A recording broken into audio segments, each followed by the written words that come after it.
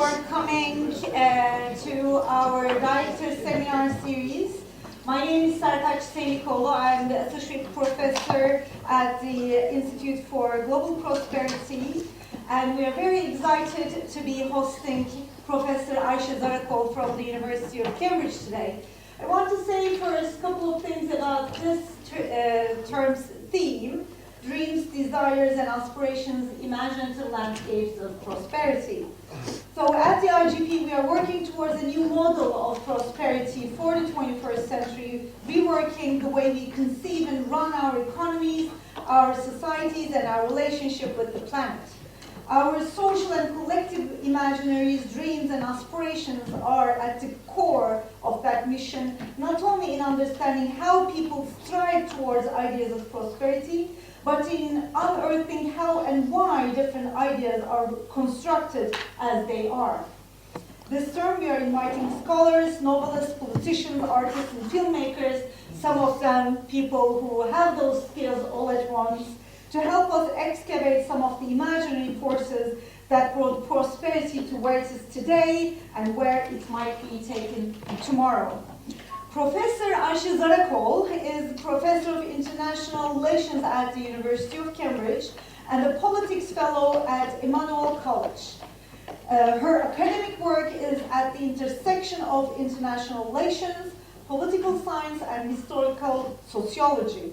She is the author of more than 60 scholarly articles. Her most recent book, Before the West, Rise and Fall of Eastern World Orders, published in 2022, advanced an alternative global history for international relations focused on Eurasia. Her contribution to decolonizing international relations as a field has been quite influential in our thinking as a theme as well, which is why we hosted her a couple of months ago in our podcast series, which you can find on the IGP website. Her book has won 6 international book awards. She is the 2023 recipient of the Rahmi Koç Medal of Science, given annually to one scholar of Turkish origin under 50 for outstanding contributions to their discipline. In 2024, she was elected to the British Academy and Academia Europaea. So, without further ado, please join me in welcoming Professor Zarakol. Thank you, Sartaç, for that kind introduction and also for inviting me. It's a great pleasure to be here and to also hear about the Global Prosperity Project. As it was indicated in the introduction, I'm an international relations scholar, and we tend not to talk about nice things such as prosperity or plans for the 21st century. We talk about depressing stuff. My talk, as a consequence of that, is called "Is the Disorder of Our Times Unprecedented?" It comes out of my current project on global disorder, which is funded by the British Academy. It's a project I'll tell you a little bit more about it later in the talk, but it's a project that brings international relations and history together.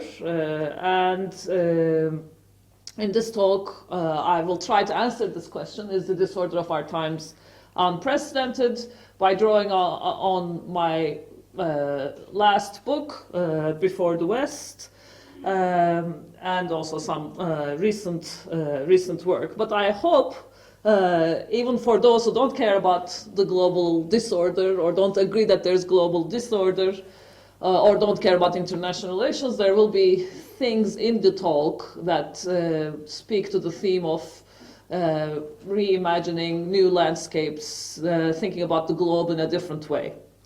So, as I said, international relations, at least in the West, is in general agreement that we are going through tough times in the 21st century. From the global financial crisis to the COVID pandemic, you have the war in Ukraine, Israel and Palestine. We can make a very long list of, one crisis after another that has shaken at least my field's faith in, where the world is going. It's a very, far cry from the days of, end of history, that sort of stuff, where the liberal international order was declared victorious. And international relations scholars have,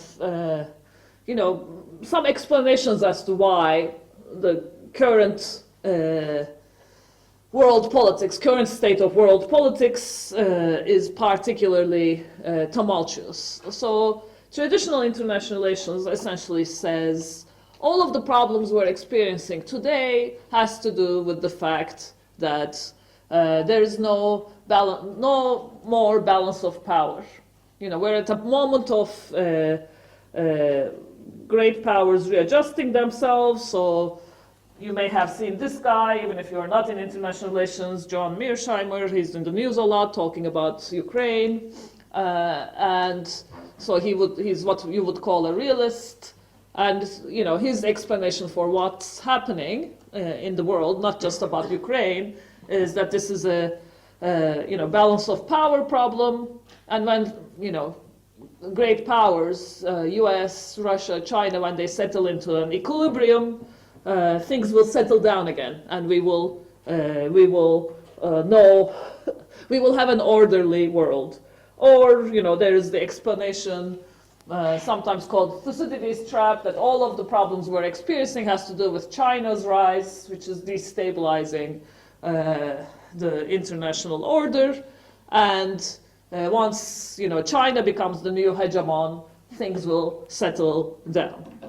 And you have also people who are called liberals in my discipline, like John Eikenberry, who projects that once things settle down, we're going to head.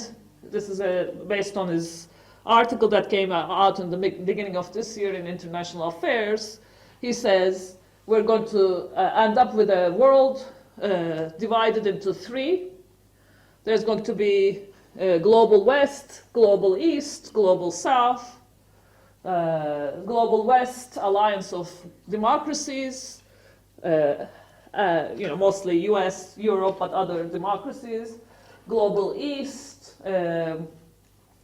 Russia, China, and other autocracies, and then the global South, which is basically the remainder, up for grabs. But he projects that the global West will win out at the end because what they have to offer to global South is more attractive, the values. Now, if this sounds familiar to you, it's probably not surprising, because to me, at least, it sounds very much like the 20th century. It sounds like he's projecting that we're going to go to a world like first world, second world, third world, right, as it used to be called. The realists are projecting that we're going to have another Cold War. Already, everybody's talking about Cold War 2.0. There are projects around the world that are getting funded based on the assumption that we're headed towards a Cold War. So essentially, my field of international relations thinks, we are in difficult times, but it's not unprecedented. It's kind of like the 20th century. It's like maybe the interwar period, problems, but it will settle down. And then the 21st century will look like the 20th century in its features. Then you have historians. Not all historians, but some historians, like Adam Tooze, who's a very popular figure, not just in history, but generally. He writes about economics. You may have encountered him on social media or other outlets. He essentially has written, he's not the only one, but is a good example, about the concept of polycrisis. This idea that the crises of our time, maybe they're not unique, but all of them happening at the same time, climate change, financialism, all of this stuff happening at the same time, they're amplifying each other. So we're not dealing with one crisis, we're dealing with polycrisis. Therefore, the problems we face in the 21st century are unprecedented. That's the argument. So on the one hand, you have IR scholars saying, we know what's happening. It's quite familiar. It's like the 20th century. And then you have historians, some historians saying, no, this is nothing like the 20th century. It's unprecedented. So who's right? In this talk, I will try to give you my answer, which is somewhere in between. I think my field is wrong that the 21st century is going to be like the 20th century.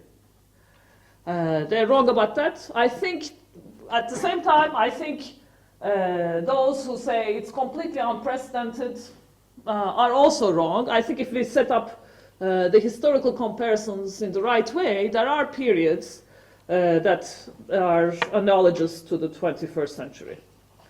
So, what characterizes the 21st century? Many things, of course, but I think there are at least 4 features of our time that are not like the 20th century. So, one is this unpredictability that all historians are drawing our attention to, all of these structural pressures, quite different from the 20th century, which had its own share of problems, but in these ways, it was a little bit more predictable. So climate change, we all know about it. Where it's headed, we don't know. Unpredictable change in technology like AI and other advances. We know this is happening. We don't know what its impact going to be on education, on anything really. Financialization of markets creates volatility. Of course, that was already there, but increasing at an increasing speed. So what seemed to be like the stable background of international politics has become quite unpredictable because of these changes. At the same time, you have erosion of existing institutions, erosion of trust in existing institutions. We talk about this a lot in the West, and we talk about rise of populism, right-wing populism, and so on. You've seen the American elections recently, but this is, I think, a global phenomenon, and we've kind of ignored the fact that it's a global phenomenon because the institutions that are getting discredited are different from setting to setting. But I think what has happened is, in general, the publics around the world are abandoning 20th century institutions and solutions to political problems. Whatever it was in their own locality, they've turned away. I mean, you could say, the fall of the Iron Curtain in the that was the first step of like this global trend, and it's only now come to the West. And this is just, we don't like the 20th century way of doing things. We don't trust the authorities we used to trust. We're looking for alternative solutions, hopefully from the global prosperity project. Then we have, the rise of strongmen. Again, everybody talks about this, but it's a global trend. It's not just something that's happening in one region. In all different types of regimes are producing more powerful leaders that actually don't seem to be accountable to the usual checks and balances, whatever existed in that particular regime.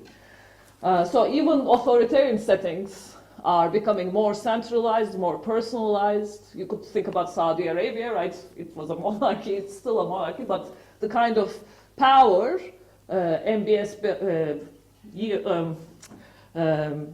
has is different from what it used to be. And of course we had dictators in the 20th century, but they tended to be more constrained by ideology, by party, by at least lip service to the collective, and our strongmen, the global trend, they are much more personal, personal type of rulers, and we have more capacity in general in the global south. So when Eikenberg, for instance, writes about there will be 3 worlds, global West, global East, global South, he seems to have in mind a global South that's kind of like the 3rd world of the 20th century, that's more the audience for what the great powers are doing. That's more the setting for action rather than agents themselves. But the countries in the global south today have more capacity compared to the 20th century. They have more confidence. They want to have a say in how things are done. They are more interested in world politics beyond their region. So that also makes, it's a great development, but also makes, of course, international politics more unpredictable. It's maybe a case of too many cooks in the kitchen, right? If you have only two great powers and their allies, you can kind of predict where things are going. But if you have a lot of actors making more autonomous decisions, then it's hard for us, international relations scholars, to see what the outcomes will be. So these are, I think, elements of the 21st century that are quite different from the 20th century. And I think for that reason, the 20th century is not the right analogy for where we're headed. I would like to propose an alternative analogy based on my own work, which comes out of my book, which Sartaç has kindly mentioned, which is called Before the West, where I try to advance an alternative history for international relations. I'm going to tell you a little bit about the argument of the book, but then I'll come to this issue of historical analogy and precedent for the 21st century.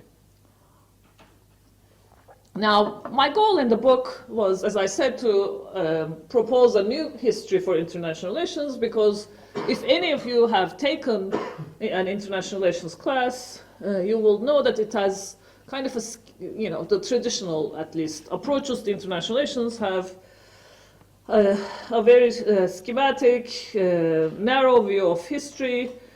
So they will say, you may hear about the Peloponnesian War, Athens, Sparta, it's supposed to be an example of great power competition. Then we jump to 1648, we get the Peace of Westphalia, which is supposed to be the moment where international order is created, and then a number of other events, that are considered important for international relations are mentioned in lectures and textbooks, so the students know some history, so that they can theorize about what's happening now based on this historical knowledge. I was very dissatisfied with the fact that this traditional account would teach students, omits much of the world, doesn't really mention, the period before 17th century, and it really doesn't mention any geographies, any landscapes beyond Europe, well into 19th, 20th century. So if you're studying international order from an international relations perspective, the account that you get is nothing. Then in the 17th century, Europe creates a regional order, and from there we get, Europeans go around the world and they export this regional order to the rest of the world, and then we get international order. This is supposed to be the story of how we ended up with the international relations that we have today. Of course, recently, there's been a lot of critiques against this. It's Eurocentric. There's the post-colonial critique. It wasn't such a nice story of, order building. There was violence and colonization and coercion. Still, the post-colonial critique often leaves the narrative intact. When the old story used to be this was a good thing, now we say this was a bad thing. But they're both not questioning the idea that order comes from international order came from Europe. And the rest of the world is supposed to have been in silos, like China, India, Turkey. All these places or regions in our mind exist kind of like islands, silos, and it's only modernity and European actors that connected them, right, to each other. I wanted to challenge this in the book, I wanted to write a new history that didn't start in Europe So I started in Asia in the 13th century. You could start elsewhere. I'm not saying this is the beginning. This is, this is, you know, you might as well go back to the 13th century. Of course, you could go back further. Starting with what is called the Mongol Empire, or the Empire of Genghis Khan. Why? Because this is a moment of unification for the space we call Asia today, where different parts of the continent come under the same sovereign. It's a convergence of fates for the people that live in this space. So if, for instance, Roman Empire is like a unifying moment in European history, this empire plays a similar role in Asian history, you could say. So it's a good place to start. And what I'm arguing in the book is that this moment of convergence created a world order centered in Asia in the 13th century. A world order, you know, not beyond the empire, because the empire had ordering effects beyond places that they directly controlled. How do we know that there was a world order in the 13th, 14th centuries? I mean, there are many ways we know this, but one way is the ease of travel. So, for instance, everybody knows Marco Polo. How is he traveling in this space? He's not, I think a lot of school children think he's the first person to travel anywhere, but actually, you know, the ease with which he travels obviously is evidence of, you know, well-connected world. And in the book I talk about other examples, like Ibn Battuta, who starts his life in Western North Africa and makes his way all the way to China and is always finding gainful employment as a jurist. He gets benefaction from, you know, local rulers and so on, and nobody is really surprised to see him. Again, indicating that he's not the only one. It is a world where social capital transfers right from place to place. You know, just as I can give this talk around the world and somehow, like, my credentials work wherever I go, and people are able to kind of understand what I'm talking about, you know, because we live in an ordered, connected world now, right? And that is also the case in the 14th century. Now, this may not be surprising to anthropologists or historians, but for, believe me, for my field, it's quite a revelation. So I'm trying to convince international relations scholars that there were world orders. I say world orders because I don't like the term international. It presumes the nation state, and we're at a time before the nation state. There were world orders in the past comparable to the international order today.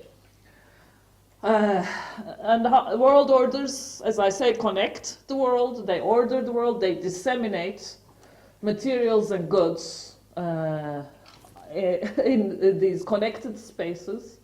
A good example is the dumpling. This is not my map. I found it on social media, but it illustrates what I'm trying to say. What we call the dumpling, which has many different names, matches very well with this world order that I'm discussing in the book, the geography of the dumpling. I don't know who invented it. My point is, so if you think your culture invented it, please, you know, you can keep that. But this world order spread it, right? In the same way, our world order is, you know, spreading other things, like the bubble tea, the hamburger. You know, like things are spreading because we are connected.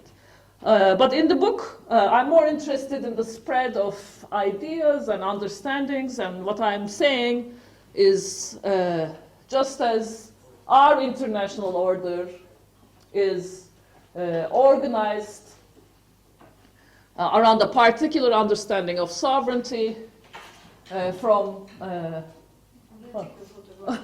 13th to the 17th century, Asia, the space we call Asia, the East, was organized by a particular understanding of sovereignty, which I'm calling the Chingizid sovereignty. So it's like the nation-state sovereignty, but different.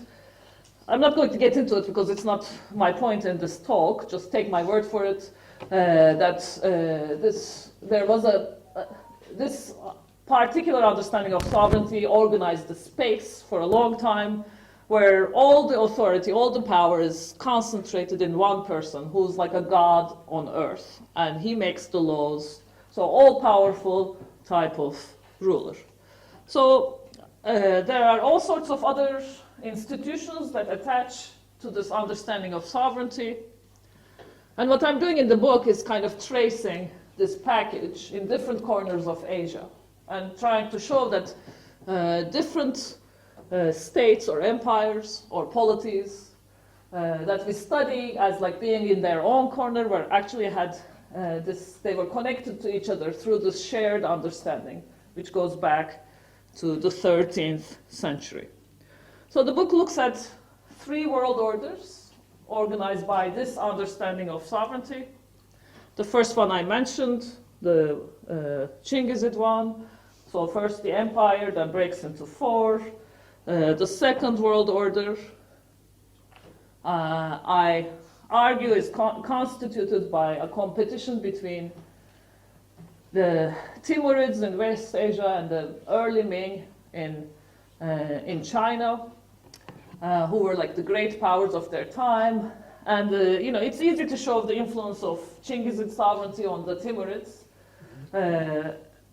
but even the early Ming were acting like Chingizid sovereigns, quite centralized power, interested in engaging with the world, and so on. Again, if there are any questions, I can get into it, but this is the second world order that I study with these 2 houses dominating. Then the third world order I'm looking at is the 16th century world order, this time dominated by the Ottomans, the Safavids, and the Mughals, which I think ties nicely with Sartaj's project. And they are, again, it's a hybrid form of, the post-Chingizid, post-Timurids understanding of sovereignty, and at this point it's become mixed with, Islam and other things, but still you can see that centralized authority operating at the core of these empires. They're competing with each other.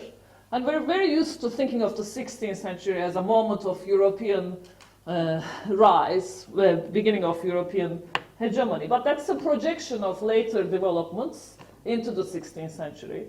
If you lived in the 16th century, you would not think Europe is the center. It's still quite peripheral. Most of the world's, a third of the world's population is under the control of these houses. Economy is still, based in China, and the trade goes through West Asia. So Europe is improving, but it's coming from a relative point of deprivation. So even though they are doing better than they were, they are still, more on the periphery of a previous world order that's at this point centered and expanding from West Asia. And then the book also shows the influences of this Asian, Eastern understanding of sovereignty and world order on Europe, the Habsburgs, and in the north, of course, in Moscow. Again, that just take my word for that. So coming back to the question of this talk, is the disorder of our times unprecedented? Now, again, to answer that question, we need historical analogies, and as I said, my field looks at the 20th century. But what I'm doing in the book is actually providing, other international orders, other world orders that have existed in history that we can think with, and we can think about how they have collapsed, or what caused their disorder, what brought the previous historical orders to an end. Because if you only look at, history from 17th century to the present, it's very easy to come up with a teleological narrative, as Fukuyama did.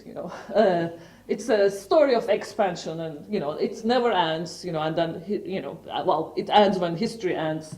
It's become global. It's a happy story. But if we look at history in the longer durée, then we have actually examples to think with for periods of disorder. So this is what we're trying to do in this British Academy project, Pathways from Disorder to Order. And there's a website, you can look it up. And in that project, we're looking at the usual suspects, 20th century, the 19th century. But what I'm really advocating, based on the narrative in the book I've just given you, is the 17th century as an analogy for the 21st century. And why is that? Because in the three successive world orders I've laid out for you, their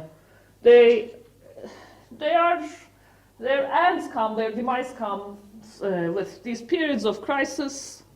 So there's a crisis period in the 14th century, there's a crisis period in the 15th century, but these are relatively short-lived crisis periods, and when order is reconstituted, it's by actors who kind of keep the memory and the institutions of the previous arrangement. But in the 17th century, there's a much longer crisis period, much longer period of disorder, and this used to be known in European historiography as the general crisis of the 17th century. Because we've known in European history for a long time that the 17th century was a really bad time. I mean, you have the 30 Years' War, you have English Civil War, you have all sorts of things going wrong.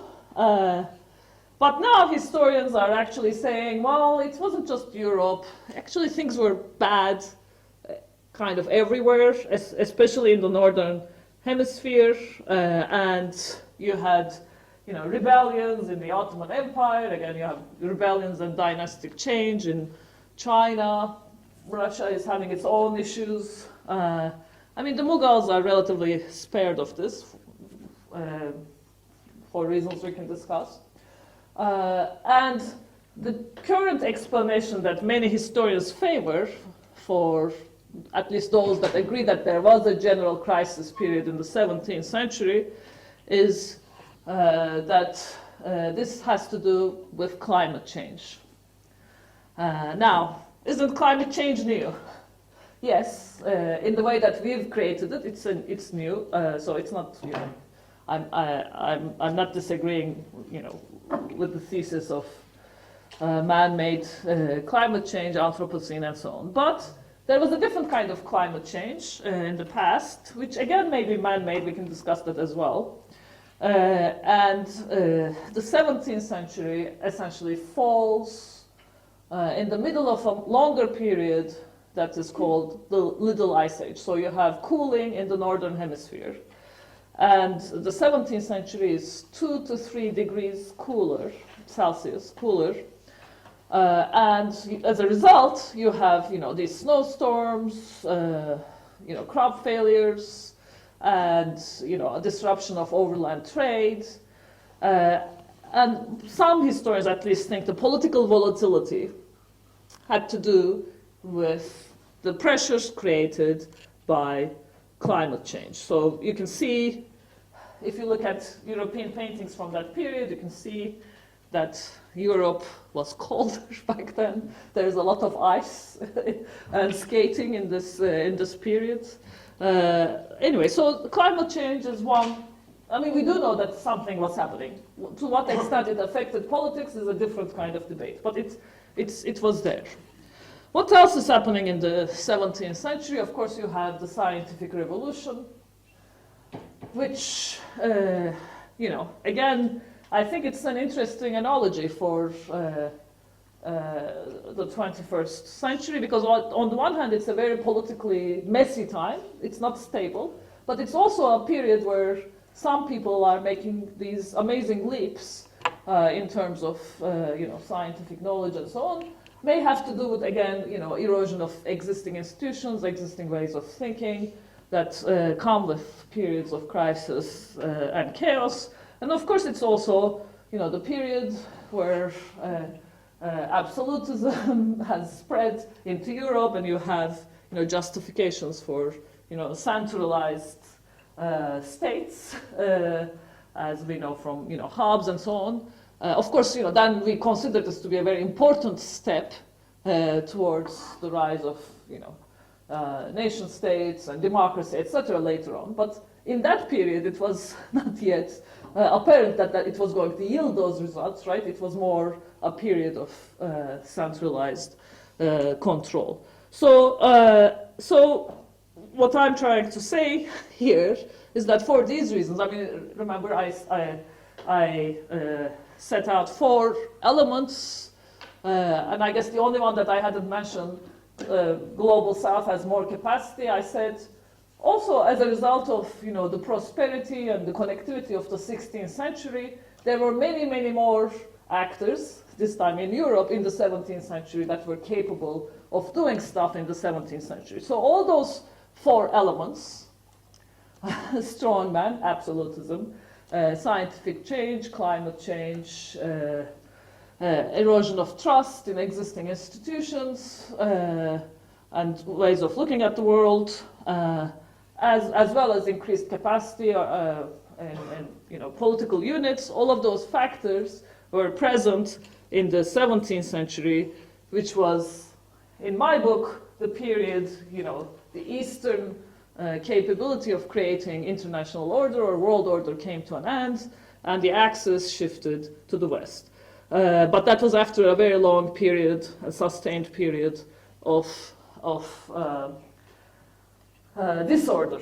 So we should consider, I think, that the 21st century is not going to be like the 20th, but it may be more like the 17th in that sense. Prolonged period of disorder, and I'm not saying necessarily the East is going to rise again or anything, but the order that emerges at the end of a period of disorder is likely to be more different than similar to what existed before. And I think we should at least consider that scenario when we look for historical analogies. Thank you.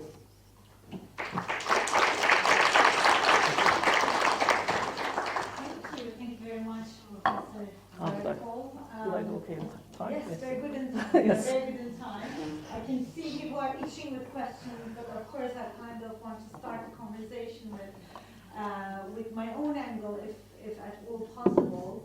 So that's very interesting. Also, it's refreshing my memory about your book, but also like helping me all think through all these connections you're kind of trying to redo, right? Kind of looking differently. But I'm particularly interested in the kind of, probably slightly related to your new project as well, which is the strong man. So I'm very much agreeing with this kind of sense of unpredictability and instabilities that seems to be what historians are kind of focusing on regarding the kind of current situation and the potential future as well. But to be honest, I'm also slightly, I think, more interested in the feeling of instability. It seems to be a kind of dominant feeling almost across the world that people are having some sort of sense of instability. COVID didn't seem to have helped us either. So, and you mentioned when you were towards the end of your talk as well, you mentioned again when you were talking about strongman, this absolutism, right? It's almost like that absolutism seems to have some sort of sense of certainty, like a promise of certainty. So I think the question, in a very kind of short, very succinct way, I want to ask, how can we think through, rather than the facts, but through these feelings and imaginaries that seem to be kind of quite central as a political currency at the moment.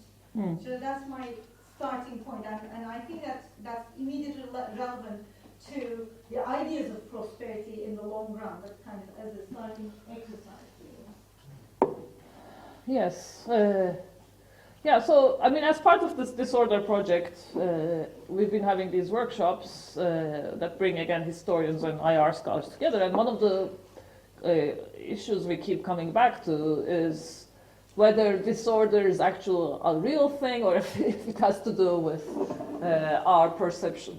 And I don't actually know, I don't have a good answer to this yet, because I do think there are certainly things that are happening, but at the same time, it's very much about, how we narrate it and how we, make sense of it. So what seems to have happened, especially in the West, is this imaginary, this is a period of global disorder, or it's a period of crisis that has taken hold in a way. Again, like, why is British Academy funding me? There was a call on global disorder. It wasn't like, what is happening today? It's like, no, we're in a period of global disorder, explain it, right? So it's become accepted, that imaginary, and then of course that has like kind of a self-fulfilling, prophecy. Like, so either you're trying to go back to where you were before, which is counterproductive, or all the discussions maybe are, undermining your confidence or your belief in future, and of course then, some are attracted to those who seem to have clear answers or plans, and I think definitely the strongman stuff is linked to that.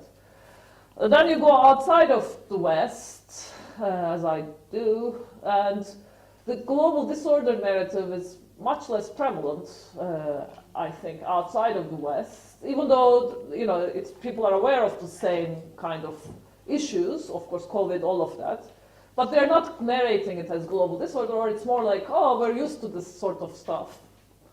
We can deal with this, these are opportunities and so. So there's a different kind of, at least as far as this is impressionistic, but this different kind of imaginaries, which may be an advantage. I mean, again, one of the interesting things about the 17th century is, so one of the Ottoman responses to a period of crisis, at least some, not everybody in the Ottoman Empire, but there was a desire to go back to how they were doing things before.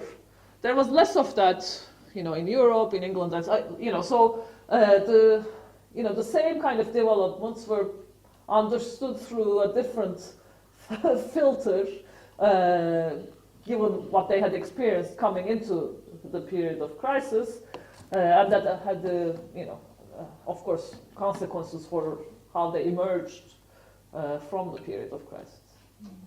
Thank you. Thank you very much. There's a question over there. Thank you. I can speak up if you can hear me. Okay? I think the recording purposes. Yeah, thank you. Thank you. I suppose my question has been. Can you hear me okay now? Yes. Thanks. So I suppose my question has been partially answered, but I wanted to ask you about the importance of this question. Is the disorder of our times unprecedented? So why, I'm looking at this question and I'm thinking, why is this question important? What is at stake? Yes. And let's say we start with this question. You could ask that about any academic question. We carry out an investigation, and we find out that either it is unprecedented, or it is not unprecedented, or some sort of combination of the two. It's unprecedented in some ways and not in others. But would the outcome of the investigation, the answer that we find, lead to any actual changes? I mean, is it going to change the way we live our lives? Is it going to change the way we organize our politics, our society, our economies? What is at stake in the question?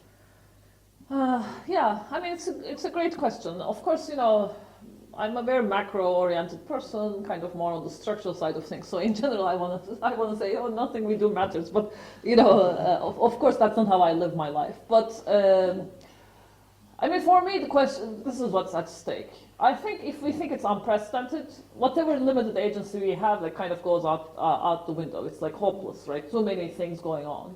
But if there is some kind of precedent, here's an analogy, and things improved after this period of disorder and so on. People were able to reconstitute order. Here are some good behaviors, or here are some bad behaviors doing. Then actually that gives people a degree of agency and hope back, I think, because I think one of the problems of our time. I mean, I've been teaching for a long time. And it used to be, when I first started teaching, students were almost like too idealistic, right? Like they were too hopeful, and you had to say, well, did you think about this? Did you think that if you go do this thing, it's not going to necessarily... But now, students come and they are so critical about everything, and you have to kind of like, okay, but like, what do we do, right? Like, and nobody seems... I mean, it's not the students' fault.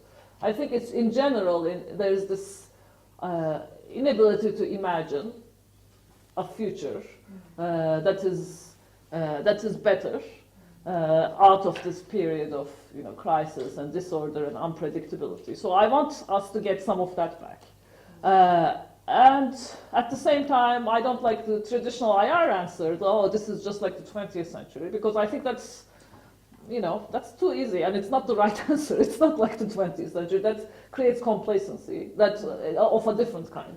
It presumes like you don't have to do the work. Oh, we've been here before. But actually, I think we need to recognize things are different and still maintain a degree of agency and hope. And also thinking differently, which is like the whole purpose of thinking. Yes. Marusia, thank you. Thank you so much for your talk. Really interesting. I have two questions actually. One is that your premises, especially when you identify the first world order, reminded me of the work of Janet Abulford, Beyond the European Hegemony 1250 to 1350. So I was wondering how you relate to her work, and maybe also the work of Pamela Crossley in Global History, or this discourse of convergence, divergence, contagion, and system. The other question is more related to China specifically, and also to the kind of, I was thinking a lot about the internal cultural, political foundations in relation to the order or disorder. I mean, as you know, in Chinese Confucianism, the idea of Datung, the idea of the great order, the great harmony, is essential. And to this very day, the whole discourse of maintaining stability and thriving economically is, according to some scholars, based on these ideas, the Tianxia and the Datung, these ideas. So I was thinking in terms of identifying, and I really like your approach and how you try to move away from European modernity and dictating, the whole work of Chakrabarti and the others comes to mind. But I'm thinking also of specific countries, or somebody could say, civilizations in which there is a very strong and distinctive discourse and construction of the state-society relationships based on this idea of order vis-a-vis others. I come from Italy. In Italy, the idea of disorder is basically the basic kind of tenet of Italian politics. So, you know what I mean? I mean, when we identify these orders, how much, I would say, that systemic development of a certain kind of cultural political thought is a determinant or not? Yes. Thank you. Yes. So, all the names you mentioned, I'm a big fan of.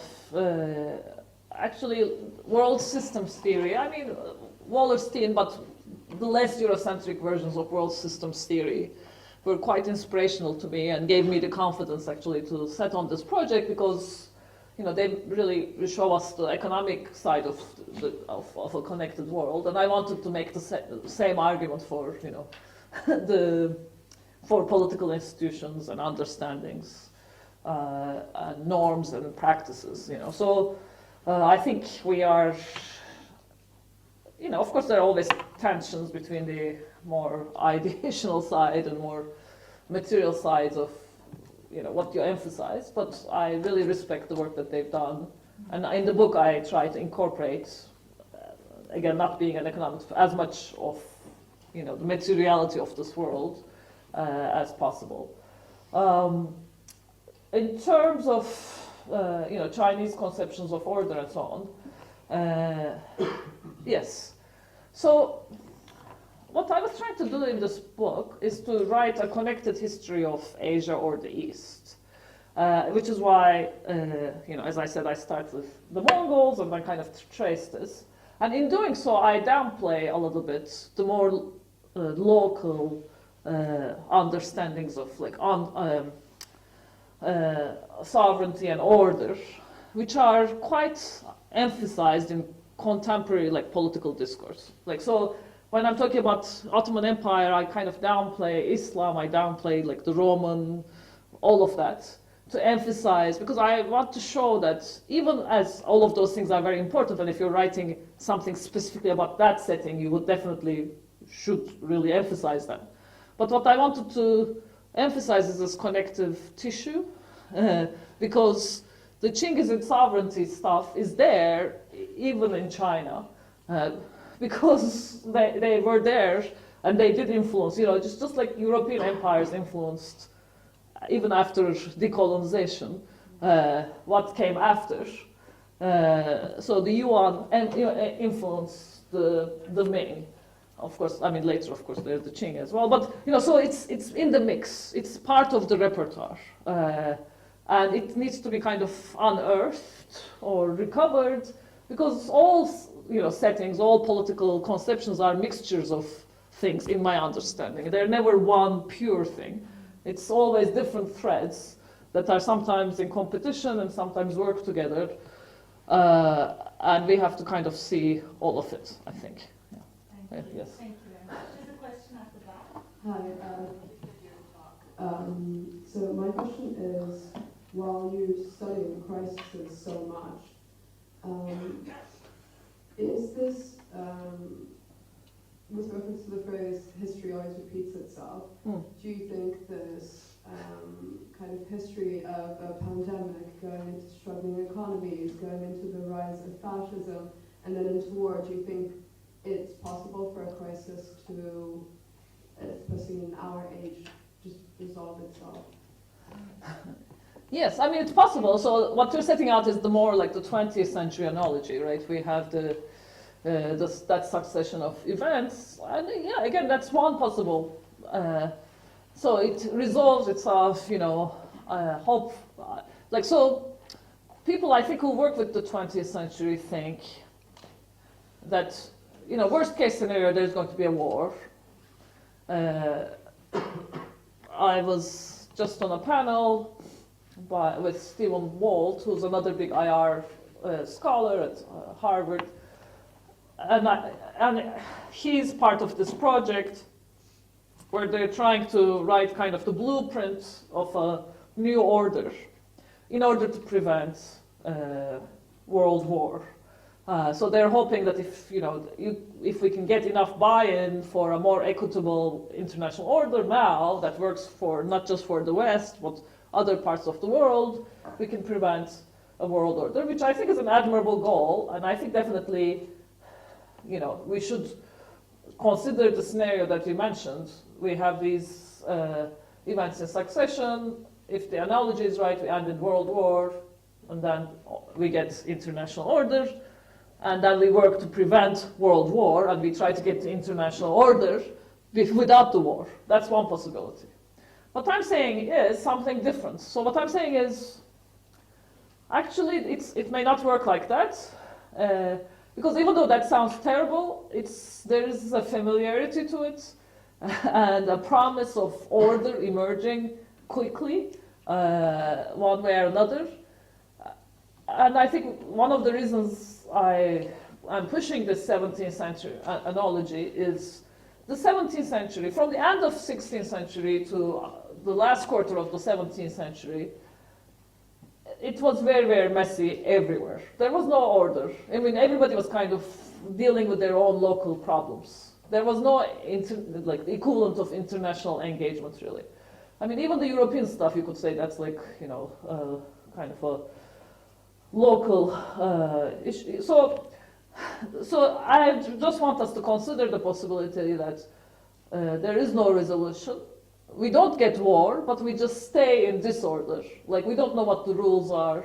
We don't know where the center is. We don't know who the boss, you know, like, we just don't know. It's just a lot of unpredictability, and it's like decades and decades of that, which is not great, but we should consider it. It's one of the possible scenarios, right? The different historical analogies lead us to different possible future scenarios, and none of them are guaranteed to come to pass, but we have to be more creative, I think, in our imagination of the future than thinking it's just going to be like the 20th century. Very much. There's another question over here. Yes, thank you very much. Is it working? I'll just do it. Okay, there we go. Yeah, thanks very much for the talk.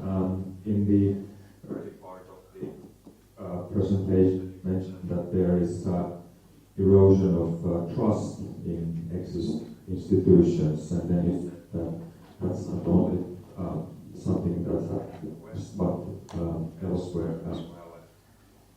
It seems that the erosion of in the West is often in the trust of, in the neutrality of institutions. So I wonder if you could say something more about that. Is it the same process everywhere, or is it somehow different? Or perhaps give some examples. Thank you very much. Thank you.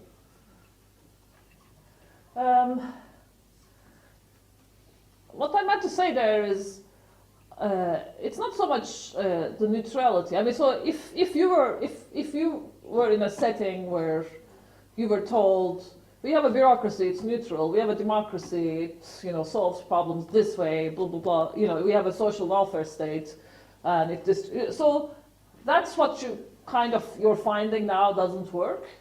But if, let's say, that's why I said like the fall of communism was kind of the first step, I think. It's like, the communist model already collapsed, right? And then you have, like, for instance, we are from Turkey. Like, in Turkey, the 20th century, we had the particular political arrangement, like a tutelage system, the army, the politicians, and so on. That model came to an end in the beginning of the 21st century. So whatever local arrangements existed to deal with problems of modernity in the 20th century, it's that arrangement everybody's finding is not working for them anymore. I guess one exception is, China, but even there the transformation has been quite radical without having like however, I mean, I think those of us, who were born in the 20th century and came out of, we kind of experienced this. Like, we grew up with something, and then that thing doesn't exist anymore, and the politicians who are even like older are just, keep wanting to go, like establishment politicians want to keep going back to whatever that was that we grew up with in many settings. And then it's just time after time, referendums, elections, but in places where those things don't exist, right? Like everybody's looking for new ways, new solutions, that's what I'm saying. So it's not necessarily just about neutrality, a different way of doing things. What that is, we don't know yet. I mean, right now the answer seems to be strongman, but hopefully not. Thank you. Thank you very much. Thank you so much for the talk. I have a question about actually what we're looking at disorder or the perception of disorder, because I would argue that the biggest difference of 17th century that you had the comparison now is that now everybody has a gadget and they have the world news in their pocket. And that's why they're aware that there is a disorder. Mm-hmm. And in 17th century, there was disorder because you can study it now with the math and map it out, but nobody really knew about it. So each individual and even I think nations were not aware of such a state of disorder. So is there any attempts to really look at the information and the speed of travels now to be able to address the disorder? Yes. No, that's a great question, and that's why historical analogies are not perfect. I mean, one way modernity is obviously different from there's increase of agency, increase of reflexivity. We have increasing awareness of our ability to do things. So it's the way we're experiencing, global disorder, even if it was exactly the same, is quite different than, the people in the 70s. Although they were aware, They were quite aware that things were wrong, but they probably had no idea that it was connected or how or why. So that takes me to the earlier question, what's the point of asking this question? So presumably we have more agency. If we have better understanding and more historical analogies to think with and so on, we can do stuff. Although, I mean, you can argue it from the other side. So this connectivity you mentioned, the technological stuff, it's maybe so much that it's taking us back to a place where we don't have agency. We've become overwhelmed with too much information and too much reflexivity, and we become less capable than our 20th century counterparts in dealing with problems and so on, because we just don't know which one to attend to, and like constantly getting bad news is just want to check out, right? Like everybody has experienced this. And in that case, the 17th century analogy starts working again. Well, we know, but we don't have agency. They didn't know, and therefore they didn't have agency. So maybe the end result is the same. Yeah. Thank you very much. Yeah. Thank you for bringing new perspectives. And I think my question is related to, like, without reading the book, obviously. Yes.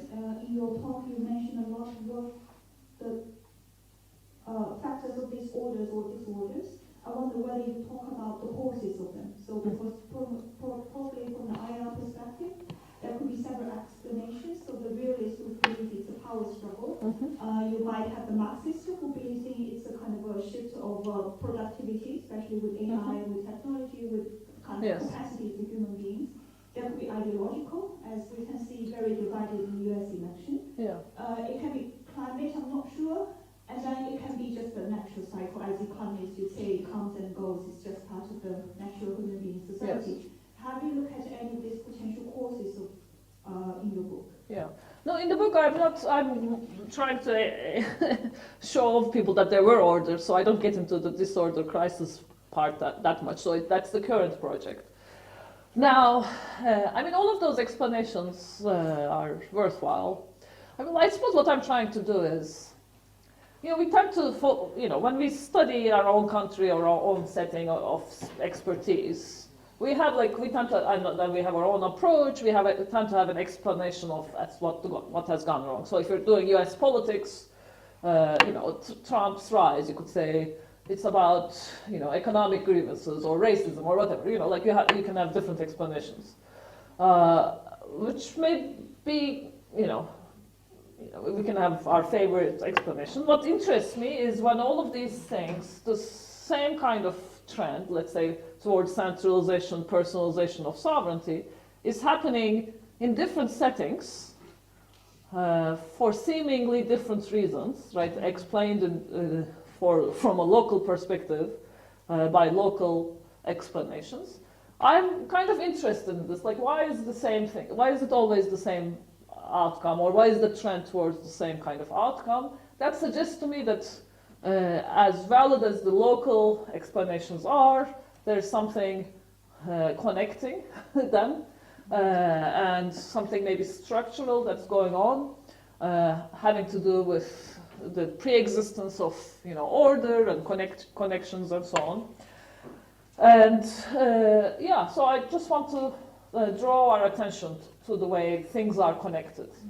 Not to discount the other side of things, but I think we focus enough on the other side of things, and we don't focus, in my opinion, nearly enough on how things are connected and driven by similar underlying pressures.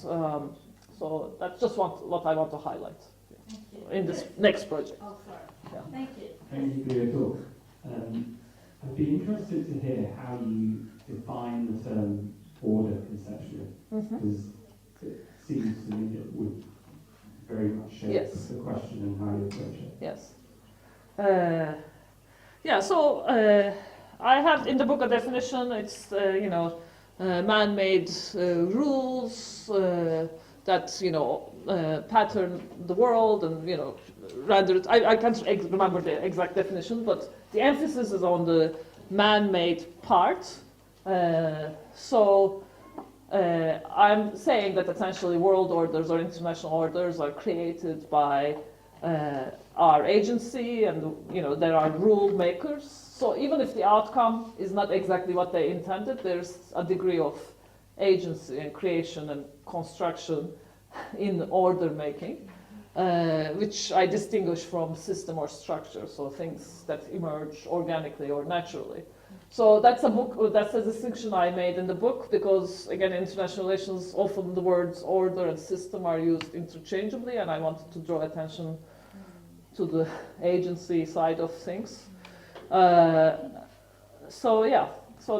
world order comes from the universal aspiration. So even though it didn't cover the whole world, in their mind they were ruling or ordering the whole world. So that's the world bit. So we'll take 2 questions at a time. Fatima and one more. And yes. Yes.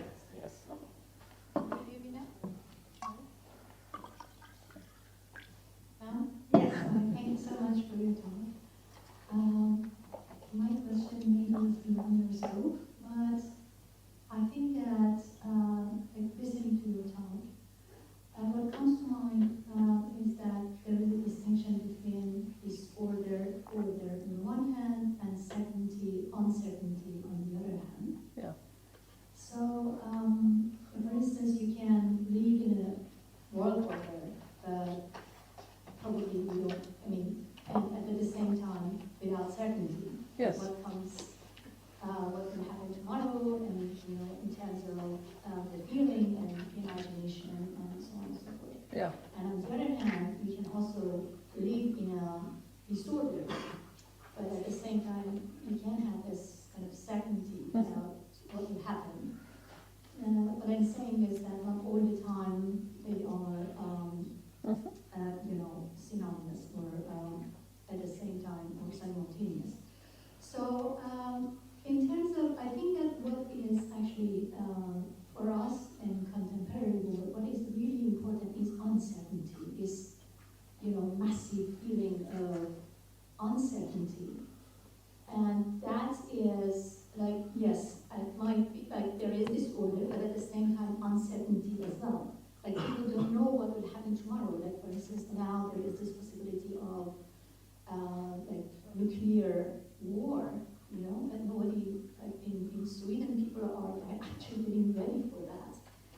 And and also climate change and so on and so forth. So my question is that probably you, as I said, maybe that's beyond the scope of your book, but comparing today with the 17th century seems a little bit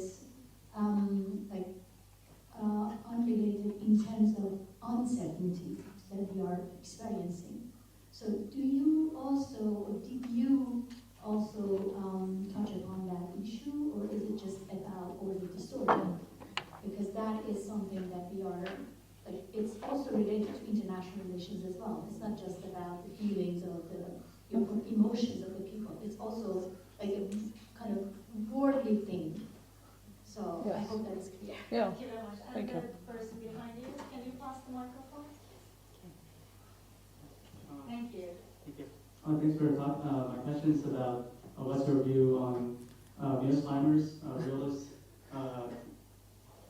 explanatory power on how nation behaves in this kind of new view of world orders. Because I'm from Taiwan, and I read this book, the tragedy of great power in politics, and it painted very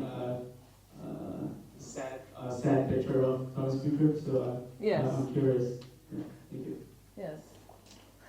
Thank you. I'll take that question first. I have some points of agreement with realists, but where I disagree is this idea that countries always do X, or great powers always do Y kind of thinking. So again, I don't think that kind of generalization is warranted, because Mearsheimer only looks at European history, right? So again, if you study more history, you start finding exceptions to these types of generalizations. So the way I would qualify that is, in a world where realist thinking has become the norm, it would be reasonable to expect this type of behavior from. So I think it's a cultural kind of. Realism is a kind of culture in my mind that people get exposed to, and the ways to kind of displace or disrupt that socialization is, by coming up with other examples, other histories, and so on. So I don't think it has that kind of predictive power. Or it has predictive power only if we kind of let it. As for the uncertainty or the disorder, that's an excellent comment. This is what we're working on now, so I take that on board. It's given me a lot to think about. All I will say, there's much to say, the degree to which, so we're all exposed to different orders, and then the degree to which you can deal with uncertainty, I think, has to do with what kind of order you're accustomed to. So I think there are orders that are much more permissive or comfortable or have to be with uncertainty. I think the modern international order, while on the one hand it has greatly increased the risks we face, has made us very uncomfortable, at least at the core of it in the West, very uncomfortable with uncertainty. So that has, it's psychological drawbacks. But thank you, that's an excellent comment, and I'll think more about that as well. Yeah. Thank you. Thank you very much. Please, okay, so guys, when you're getting ready to applaud, I want to first say, please thank Professor Ayşe Zarakol as the star academic today for joining us. But I also want